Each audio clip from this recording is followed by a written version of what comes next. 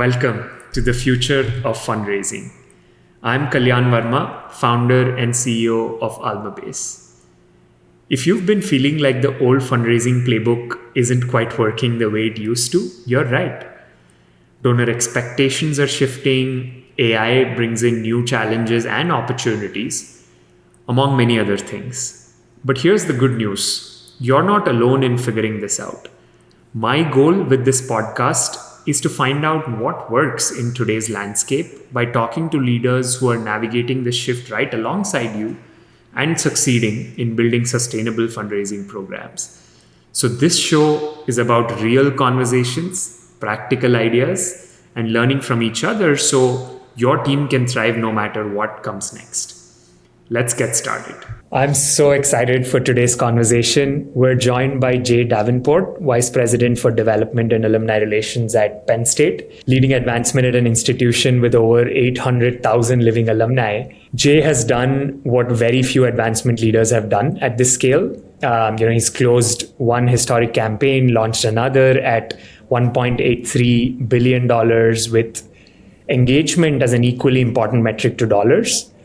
He's pioneered what he calls primary giving, has a very interesting concept adapted from Silicon Valley called the 100,000-day operating plan. And we have a lot to talk about today. But Jay, welcome to the show. Oh, thank you very much. It's good to see you again. Likewise. So Jay, just to start us off, tell us a little bit about how you got into advancement from Wake Forest to Rice to VCU to Penn State. What's been the thread? What brought you back home to Pennsylvania? Oh, sure. No, I appreciate that. And my story is kind of funny. The old adage is very few fundraisers grow up thinking they want to be fundraisers. And when I went off to college, I firmly intended to be an attorney. And I got a job in the admissions office at Xavier University, which is my alma mater. And it was during that process I realized you could have a fulfilling and rewarding career in higher education. And so by my senior year, I was running the entire student volunteer group, all the tour guides, the overnight hosts, those kind of things. And so I, after graduation, pursued a master's in higher ed administration and firmly believed that one day I'd be a dean of admissions or director of admissions somewhere and be happy doing that. And I had this surreal experience, I'll never forget this, at Lake Forest Academy in Lake Forest, Illinois. And I was talking to a dream student. She was just the perfect applicant, prospective student, valedictorian, soccer player. Both of her parents were alumni. I think she was involved in every club at her school. And I just thought if we could recruit her, I know that many of her friends would also investigate the school I was working at the time, Wittenberg University in Ohio. And as she left the table, I realized I had a much better conversation with her alumni parents. And I thought, what if I made a mistake and I shouldn't be on the admissions side, but maybe I should be on the alumni side. And so that following week, I had some great conversations with the vice president of advancement at Wittenberg. And he helped me understand the skill sets and how I could transfer what I've learned in admissions to fundraising. And as they say, the rest is history. So he helped me find my first job, and that was at Wright State University in Dayton, Ohio. And I worked in the fundraising or the engineering school and was their chief fundraiser. And it was the beginning of a lifelong love. That's amazing. So your entire career, you've been in fundraising right from college. The 4 years in admissions work, but then everything else has been fundraising. I did have a 3-year stint as the president of a private Catholic high school, but that was allowing me to combine both the admissions background and the fundraising background. But I quickly learned that I did not like it as much as the higher education setting. And so I fulfilled that contract, but then moved back into higher education. Still have high admiration for that school. And what I did there was able to bring the IB program to that school. And so that was one of the things that they're still known for and they're active with. But as soon as I could, I moved back into higher education. That's amazing. Any interesting stories about the transition from each of the institutions that you worked at over the last, couple of decades? what brought you back to Pennsylvania now? Anything about that you'd like to share? Sure. So, that's a really insightful question. Each institution is unique. They have their own histories and objectives. What I find is that the institutions I've worked at, I've been really, really fortunate. I've had strong presidential leadership, and so a clear mission, a clear objective of what we were aiming to do. When I was at the smaller regional schools, I would say that it was a mix of residential and commuter students. The first school I worked at that I thought, oh my goodness, everybody here is just at the top of their game, and this is an impeccable organization, was Rice University. And I learned a lot from the vice president who was there at the time, Darrow Seidenstein, and learned a lot about just how to step up the fundraising expectations, and also how to really nurture relationships. They have a very small alumni base, but huge ambitions. And so each one of those conversations, each one of those relationships was critical because, they have a total of 40,000 alumni at the time. Here at Penn State, our business school has double the alumni, right? And so it's just the scale of some of the operations that you have to get used to. And right now, the breadth of an organization like Penn State, we're a statewide enterprise. We cover the entire Commonwealth. We have University Park here in Happy Valley. We have 22 other campuses, and then a health system in Hershey. So it's a complex organization. Yeah, quite complex. One of the things I've found interesting from our prior conversations is how you've been making the case that advancement as a field has drifted toward the very top of the donor pyramid, the transformational, the tippy top gifts, as you said it, and is underinvesting in what you call primary giving, right? Like the $500 a year type of donors, the $75,000 starter gift donors, who essentially build the long-term base. So I'd love for you to kind of walk us through how you think about primary giving, and more importantly, why you think the field has underinvested here, in the past couple of decades. Sure. So that I think there's a couple of reasons, and you're right. My colleagues here would say that I'm obsessed with the primary giving aspect, and I really do believe that the base building, just in general, that we need to do a much, much better job in higher education. If you look at the national trends, all of alumni giving has been on a downward a path for a number of years now. And we all have ideas and reasons and suggestions of how we can change it, but nobody has seen the bottoming out or the turning of the curve, right? We've not seen that upward trend yet. We're very, very fortunate. We have one of the largest alumni associations in the world. We have 175,000 dues-paying members. And so what we want to do is we want to grow our organization to 200,000 over the next several years, but at the same time, really start to nurture relationships with everybody who is making donations under 100,000. And I think one of the reasons that we've seen the shift is it is possible for vice presidents and universities to design capital campaigns and comprehensive campaigns and really just focus on major gifts and principal gifts. And we can build impressive programs, impressive results, and show almost immediate return with the investment of employees and staff and then structure in those areas. As you know, base building takes longer. It could take decades before we see, a significant return. But without that return, decades forward, we're going to see this continual shrink. And it's all started when I was at VCU, and VCU shut down its annual fund for a decade. Between 2000 and 2009, they moved completely to a major gift strategy. And to their credit, they have one of the strongest major gift programs because of that. But the annual fund, the base building, and the donor acquisition during that decade has largely been lost forever. Now, they were very fortunate in 2011. That team went to the Final Four. And so it brought a lot of people off the benches and off the sidelines that they had lost contact with. But reality, it's only about 40 to 40% of that pool. And so the other group has found other interests because the institution was not regularly communicating with them. And so seeing that gap and that hole in that organization, I started thinking about what's happening across the board. And when I would talk to other vice presidents and individuals in the profession, the general feeling was, with presidential tenures continuing to decline in length, that you wouldn't be able to show the end result quick enough.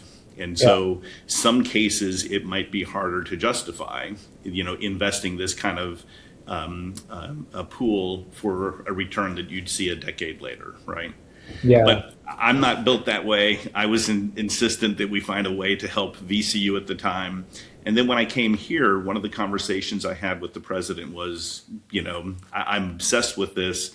I'd like to see us really focus in this area. And she too shared that that's one of her concerns when she looks at just the younger alumni and their affinity and bonding with the institution once they graduate. So that primary giving is not just the annual fund, it's everything that happens under 100,000.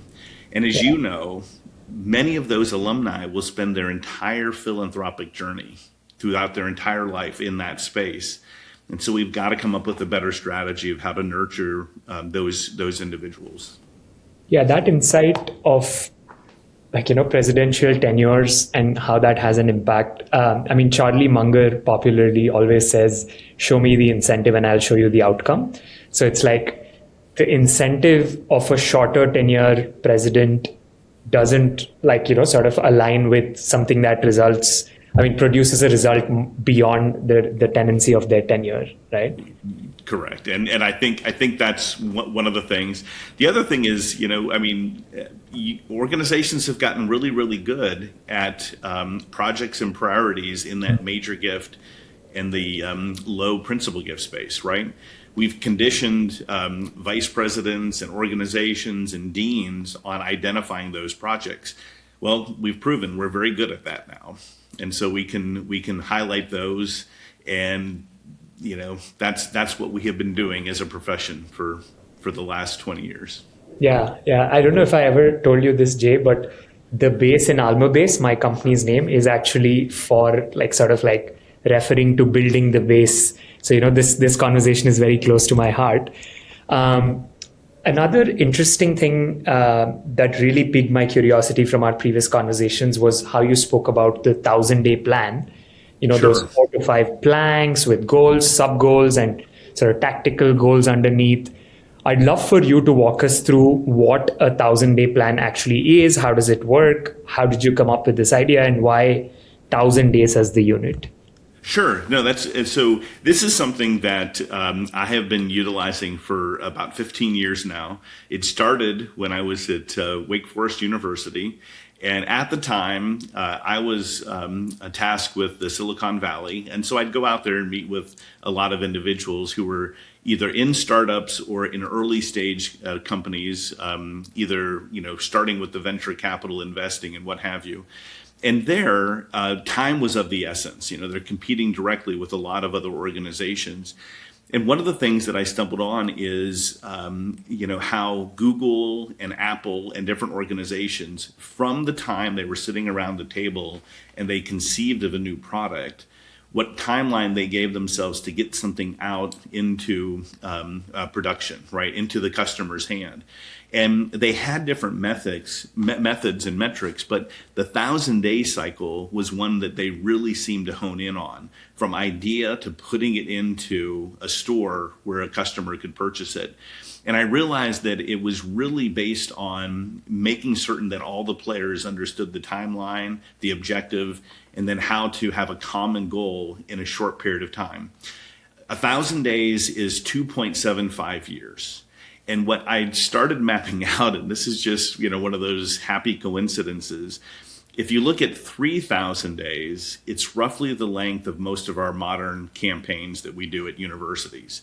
And so if you just build out, the preparatory, the first public, and then the final phase, it really starts to map out what we do in higher education. And so it started to occur to me, what if we just oriented our work We picked 5 major goals, 5 major objectives that everybody worked towards. But instead of giving people, you have to complete this in 1 year, I'm going to give you basically 2.5 years, just a little extra to really think through and have these projects achieved. It reoriented the objective and the mission. And so I no longer had to constantly explain to teams where we were going and what we were doing. Focus on the 1,000-day plan. I never had to explain to the senior leadership team when they were building their operating plans, what should I focus on this year? Whatever is going to achieve the 1,000-day plan as quickly as possible. And so we just started benchmarking this, and at VCU we had tremendous success because we really were able to focus on the 5 key goals every 2.5 years. And it's not to say that other things don't pop up. As the CEO of a company, there's lots of different projects that pop up and things that happen. But there are clear objectives that you have to get done in a fixed period of time. And in a campaign, there are certain things. For example, we just launched the most recent 1,000-day plan here at Penn State, and it started on May 1. And we're focused on finishing out the construction of our campaign, launching the campaign, and executing the first 2 years of the campaign. And under that, we have 7 objectives that have to be met. And then we assign it to different senior leaders, different associate vice presidents who have their tasks.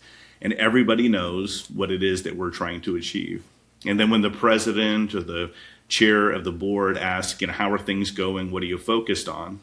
I can show them a dashboard of a 1,000-day plan and what the entire division is activated on, and then how that applies to our goals and what we're doing. And so it's a very, very simple way to help everybody focus on the key objectives and not have to go back and regularly tweak those. And so people have said to me over the years, do you operate with strategic plans? And my view has always been, in higher education advancement development work, our strategic plan is the strategic plan for the university, right? So largely for me, that's already been decided. Yeah. My job is, how do we fund that strategic plan? Yeah. And so using the 1,000-day plan, we start chunking out what the strategic plan objectives are, how they apply to the capital or comprehensive campaign, and then what we can do for the team. So yeah, I love how straightforward the concept is and yet how powerful it is. But I also love how cross-functional this is. In advancement, often you'll see hey, there's this little siloed box, alumni relations, there's this siloed box, annual giving, and all of that. I know you probably still have that structure, but I'm curious. You started rolling out, like you said, the 1,000-day plan at Penn State, probably 6 weeks into your new job. Right. I'm sure you faced pushback. I'm curious, how did you do the change management around this at Penn State? Yeah, so there wasn't much pushback. I think there was an appreciation of, a clarity of where the new vice president was going, what our objectives were. The biggest challenge is everybody wants to see, where do I fit in this, right? And so with the 5 major goals, it's really important to pick goals that are comprehensive and touch the different major aspects that we're working on. And then the sub goals, that's where every unit can see, oh, I'm working on the second and third one of the first major goal. In the second major goal, I only have 1 there. In the third major goal, I have 4 of the 7 objectives. And they really see how their work is contributing to the larger tasks and larger responsibilities. And so it really does help. And I've now infected, I have 3 boys. They're all grown. 1 is still in college, but the others are all out. And they now use 1,000-day plans in their life just to organize, what their objectives are and what they're doing personally. And my youngest, I think, captured this very, very well. He said, "Dad, the thing I love about the 1,000-day plan is after 1, the numbers change. There's only 3 digits left, right?" I feel like progress after 1 day. That's awesome. That's such a great way to put it. Amazing. The next topic that I wanted to go to has probably been 1,000 days in existence, AI, right? Oh, right. Yeah. So, AI is obviously a conversation that every advancement leader is having right now. From your seat, having used AI for digital fundraisers, and I know you all are looking at AI for prospect mining at Penn State, I'm curious to hear your view on AI from the perspective of what gets you worried, what gets you excited. Yeah, so one of the things that I think, and this might be a residual of being assigned to the Silicon Valley for 8 years. I'm very, very excited about this aspect, and I'm very, very bullish on what it will do for the advancement and development and alumni relations communities. I see incredible positives. And there are times when I think, oh, if I could start all over now with all the tools that we have, right? What fun it would be to be a frontline fundraiser or a frontline alumni relations engagement officer. I think there's a couple of things, people immediately worry, will AI take jobs?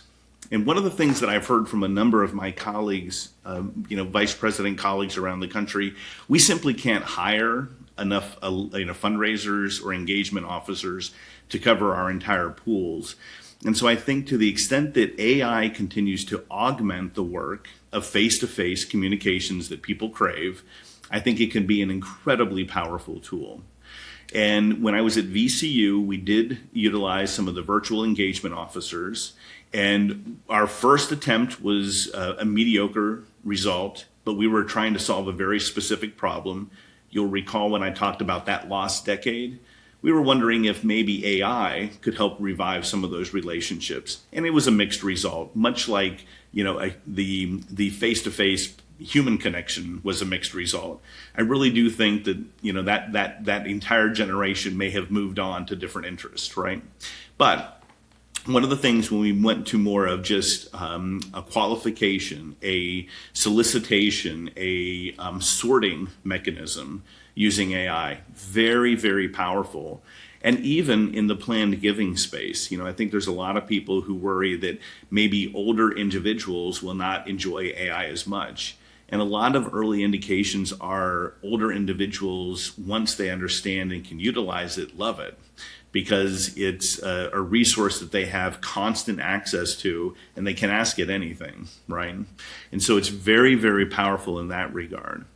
But I think when we dissect all of this, frontline fundraising, alumni engagement will be very, very helpful. But I think stewardship is going to be the absolute biggest transformation with AI.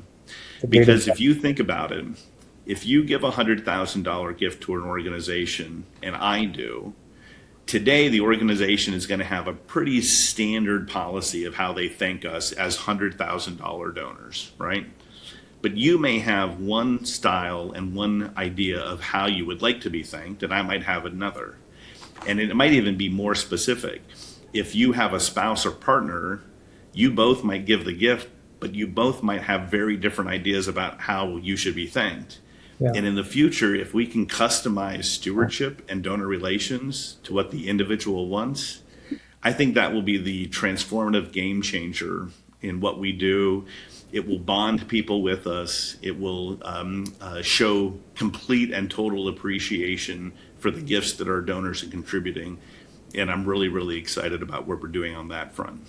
We're using AI here at Penn State in some creative ways.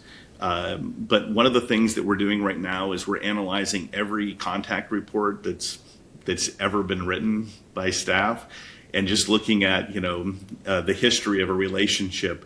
What are things that we should always bring up in conversations, or what is the evolution of somebody's relationship with us over time? And it's very, very powerful, and it's all homegrown. Really proud of the team.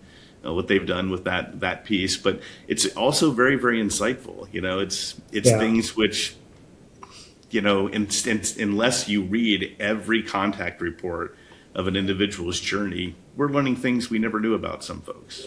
Absolutely. I love that perspective for a couple of reasons. One, we're very much in the early innings with AI, right? We're kind of like in the 1997 of the internet era, right? Easily. It's like there's so much more that's yet to happen. And so I feel like organizations with leaders that have a positive perspective towards AI and sort of thinking about it as a tool that makes the humans superheroes, right? Like, how can we do our job significantly better and make the donor experience significantly better using AI, as opposed to kind of this binaryism of just like, is AI going to take my job or not, right? I think that Right. perspective from the leader is massively helpful. And I'm sure, 5 years from now, if we're having this conversation, it's a totally different set of AI tools that we're talking about. We're super early here. I think you're exactly right. And I vividly remember it was last February because I have played around with the different versions of Chat GPT and Claude and different things. But it was back in February where I noticed that the newest models, it's doing more of what I think people expected AI to always do. Yeah. Right. Before Exactly. it did rudimentary things and it was powerful, but the curve was steep, but it still wasn't much more than what a really talented individual or researcher could do with Google and different searches, right? In February, that all changed, and I noticed it distinctly with the latest versions. And to your point, as the different versions keep coming out, it's going to be more powerful, more robust, and I think that's where we can be so creative of how we deploy these tools for the benefit, of our donors and our constituencies. That's what's really important. Yeah, absolutely. It's again, great insight.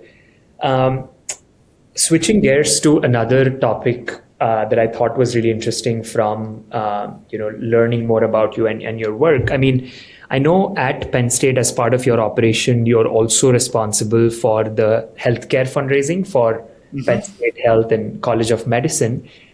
Again, I know you had a similar setup at VCU as well. I'm curious to hear your perspective.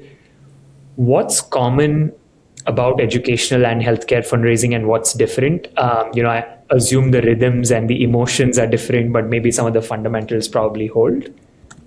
Yeah, and I think that's the core. The fundamentals are very similar, right?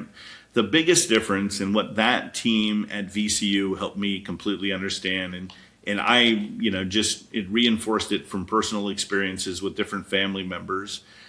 People will have their philanthropic interests and they'll be very loyal and supportive of those. And they could be one's alma mater, one's church, local community groups, different social service organizations, environmental groups. It could be a various, pool of interest areas. But with healthcare, when that trauma, tragedy, sudden news hits, it is the only thing that's important to an individual or a family. And so that type of fundraising is just fundamentally different. Yeah. And I love how you sort of frame that as how important and critical that particular moment in time is, or that period of time is, in terms of if you're a healthcare fundraiser, making sure you're using the time carefully to develop that relationship seems like it's super critical. Maybe nothing that kind of stands out as parallel in educational fundraising, right? Absolutely. And one of the things that the team at VCU did, and this was homegrown and very proud of the group that initiated this and then continued on, they created a medical philanthropy academy for the doctors and the nurses, and really to give them some insight into what development work was all about. And that, here's how you as a doctor and a healthcare professional could partner with your fundraising professional and bring this information to patients and whatnot.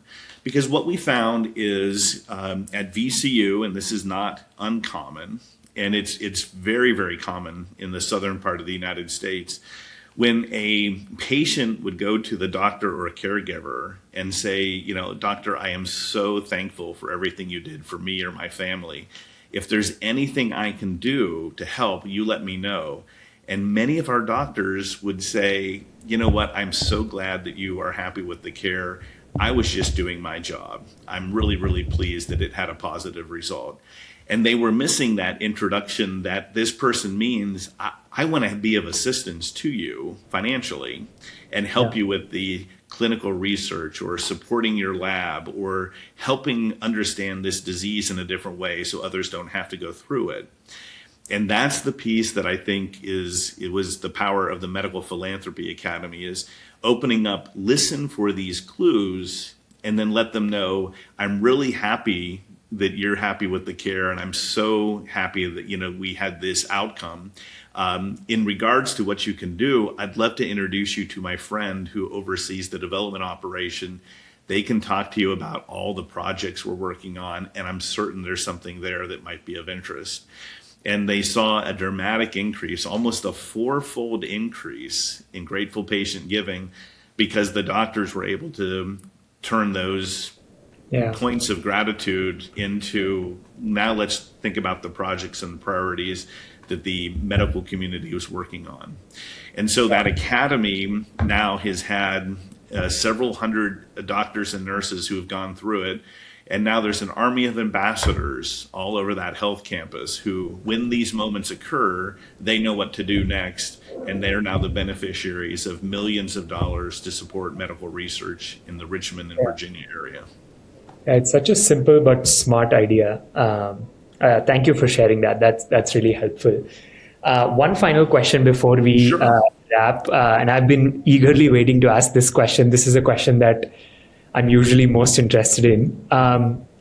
You've, led advancement at two institutions through historic campaigns in two different states with two different sort of like healthcare and higher ed contexts. Mm-hmm. If you got to redesign the modern advancement office from scratch, knowing what you know about primary giving, the 1,000-day plan, mm-hmm. AI, and using engagement as a metric, etc., what does the ideal advancement operation look like maybe 5 years from now? So that's really interesting in kind of in that context. One of the things that I am very, very interested in is more of assignments of teams based on the capacity that colleges or campuses or units have, as opposed to, everybody gets a fixed number of gift officers, or this is the structure that, we have a lead fundraiser and so many major gift or engagement officers and whatnot. I'm really much more interested in the capacity of a college or a campus, and then having the structure assigned to serve that capacity need. And in that area, it means we're not as egalitarian as we have been in the past. We cover everybody's needs, but we make certain that the major gift and principal operation is really assigned to areas that have the maximum opportunity to make those kind of gifts. And I think that's why the primary aspect is so powerful, because when deans with organizations that might not have as many big gift opportunities, when they say, well, then I'm left out of this model, you can say no, because the vast majority of your donors are always going to be in this primary space. And here's how we're going to help you fulfill all of your financial needs and have even better relationships with the individuals going forward. Yeah. I always think that we're going to have face-to-face human contact. I think it's just one of the things that is critical of how we're wired as human beings, right? Yeah. I think all of these tools that we've been talking about are going to be incredible to help curate and sort and qualify people. Yeah. But, the personal connection, these kind of interactions, just having a conversation are always going to be what humans crave. And so I think there's a long, healthy future ahead. And I just think it's going to be an incredible time to be in the front line of the fundraising and then the alumni work over the next 10 years. Yeah, I couldn't agree more. I mean, fundraising is fundamentally a human endeavor. And often with AI and everything that's changing around us, the question is always like, how is everything changing? But I think it's a good time to take a step back and sort of ask the question, what actually doesn't change? Like, what doesn't change in the next 10 years despite everything? And one of those things is just fundraising will still be about human to human relationships. I firmly believe that, and let's put a note in the calendar. In 10 years, we'll do a follow-up and confirm if we were right. I would love that. I could keep going on for hours, Jay. This has been such an interesting conversation. But before we dive into the final section, which is a lightning round, is there anything else that we didn't cover that you think advancement leaders should be thinking about right now? Yeah, so I don't think there's anything that we didn't cover. I would just advise all advancement leaders, use these tools to the maximum that they're applicable at your institution. I think sometimes people see these different tools that come along and they think, well, everybody else is using this. I should figure out how we should use it, where we are as well. Think about your alumni base, think about your constituency, and what are the tools that are going to help you keep that most donor-centered relationship building capabilities and lean into those tools. I really do believe everybody should think more about the base building, that you and I are so very passionate about, and what we really need to keep our eye on long term. And remember, the bulk of your donors, the vast majority, are always going to be in that base part of the pyramid. Yeah. And so just think about how you can help them have the most positive experience through their entire lifetime philanthropic journey, and everybody's going to be in good shape. Yeah, and to end on a really positive note on that, I think AI, just fundamentally the way the technology works, I think can play a massive role in making sure that, your smaller base level donors are having an amazing experience that feels like a major donor experience. I absolutely concur. And I think that's what can be the future game changer for all of us. Absolutely. Amazing. Thank you, Jay. One final section, like I said, it's called lightning round, or maybe more traditionally called rapid fire. It's like 5 questions. I'm Sure. going to share the questions, whatever comes to mind first, maybe really quick answers to 5 questions. Number 1, what's one metric you'd keep if you had to delete all others beyond the dollars raised? Beyond dollars raised, number of proposals submitted. Nice. Who's one advancement leader more people should follow? Oh, I like to go back and research some of the stalwarts of our original field, and I love to go back and read things that David Dunlop wrote years ago. I think some of his nuggets of truth still hold today. Such seminal work, yeah. One book you'd recommend to other advancement leaders? The Contrarian's Guide to Leadership. It was written by Stephen Sample. He was the former president of USC. Fantastic book on just leadership in general, but most applicable to higher education work. That's amazing. We'll find a link to that and add it to the show notes. 4th question, which nonprofit outside of Penn State would you recommend our audience consider supporting, and why? Make-A-Wish. It's a program near and dear to my heart. Years and years ago, my younger brother was a Wish kid, and Make-A-Wish is just a phenomenal organization, and they do more with a donated dollar than any other nonprofit. Amazing. Great insight. Last question. Is there a belief about advancement you've changed your mind on in the last couple of years? Yes, remote work. There was a time when I thought, I don't know if remote work is ever going to work in our profession. And I'm a reformed believer. Remote work works, and it can help you build incredible teams that are high functioning. So I completely, COVID helped cure a lot of us from that, but that would be the starkest change in my administrative belief from, let's say, 5 years ago to now. Amazing. Thank you so much, Jay. This has been a fantastic conversation. I hope you had fun from the conversation as well. Absolutely. Always good to see you. Really appreciate it. Thank you so much.